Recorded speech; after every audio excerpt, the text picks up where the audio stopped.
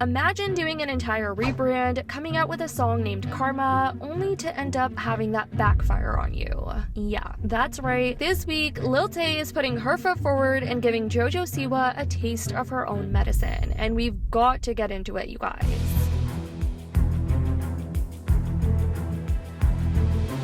Well, it looks like JoJo Siwa got her karma herself after she got absolutely demolished by 16-year-old Lil Tay this week, and the internet is having a field day with this one. Because let's just say Lil Tay noticed JoJo Siwa apparently liking some shady tweets about her, and Lil Tay isn't letting it slide. In fact, she's deciding to go off on JoJo Siwa publicly. Before we get into the beef though, between Lil Tay and JoJo Siwa, Lil Tay had some beef she had to spew with Andrew Tate a couple days prior. A lot of people on social media have definitely been eyeing that Lil Tay has been a little bit sassy this week, and she has been going off on people like Andrew Tate and JoJo Siwa, and a lot of people are here for it, especially after the drama with JoJo Siwa and her rebrand and her trying to manipulate people into thinking that she wrote the song herself, when in reality it's been reported that the whole entire song was written by someone else many years ago, and reportedly the rights just got sold to her. So she didn't actually end up writing this Karma song that she's been hyping up and promoting the heck out of all over her social media. Seems like the rebrand has just been a downward spiral for her, and people are just saying it's been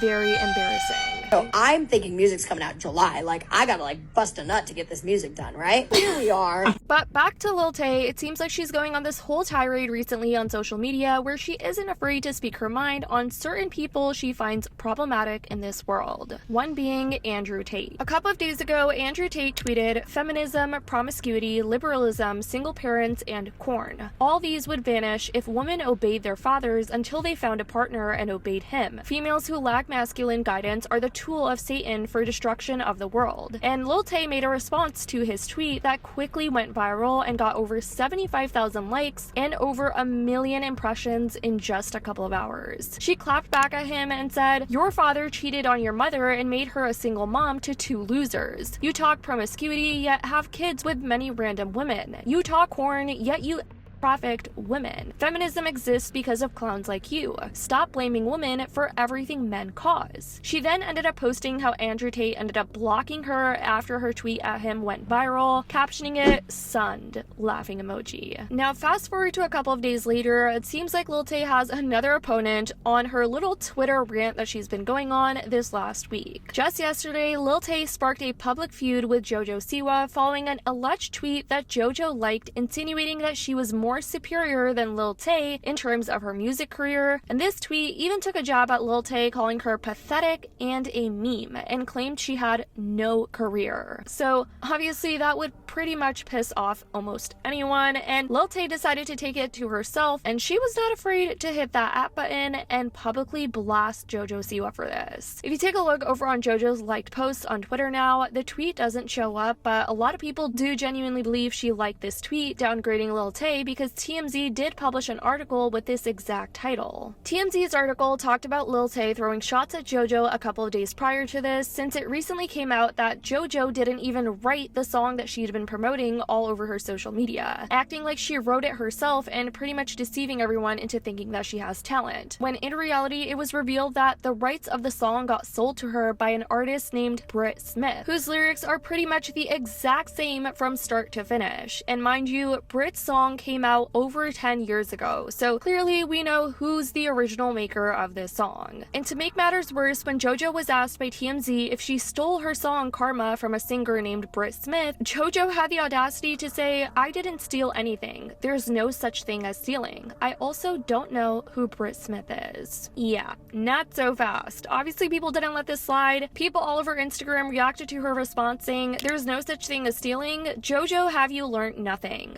Why does she go straight to insults and nonsense? Just say it was sold to you." Well, she did claim she wrote it, so there's no turning back. And that's probably why she's doubling down in this situation, because it only make her look bad if she backpedals and says, "Oh yeah, I had the rights to the song sold to me. I didn't actually write it." That probably explains her response, but TMZ published an article writing, "Lil Tay starting a music beef, blasting comparisons to JoJo Siwa and slamming her as a fraud for purchasing her songs." The controversial rapper took to X, aka Twitter, after one user jokingly called her Siwa while sharing a clip from her Sucker for Green music video. Lil Tay came out with a music video called Sucker for Green not too long ago after her return to social media, and here's just some of the things that Lil Tay was saying over on Twitter. Wish I didn't just find out who that is. I wrote Sucker for Green myself. Didn't buy the song or hire a ghostwriter. Clearly she's throwing shots and shading JoJo Siwa here. Please don't mention me and her in the same sentence. I'm agreeing with him. I'm just stating I didn't know who she was, but after some research I found out she associates with pedophiles, buys her songs, and doesn't write her music, and I take music very seriously and I don't want to be compared to frauds. Well, damn. Clearly we see that Lil Tay isn't taking the comparison lightly, and she is going off on JoJo Siwa and is continuing to, because just yesterday fan accounts claimed that JoJo Siwa liked a tweet that read, "There's really no comparison between JoJo and Lil Tay anyway. JoJo Siwa has a career. Lil Tay is just a meme, and a pathetic one at that." Of course, this started spiraling all over social media. People were taking screenshots, and upon news of this going around, Lil Tay was not afraid to hit the at button and put JoJo on blast publicly. She goes, "At JoJo Siwa, you're a scary ass bitch. If you have something to say about me, say it. And this time, don't delete your comment or unlike shady tweets. Don't let those paid YouTube views and botted Spotify streams get to your head. Madonna from Dollar Tree."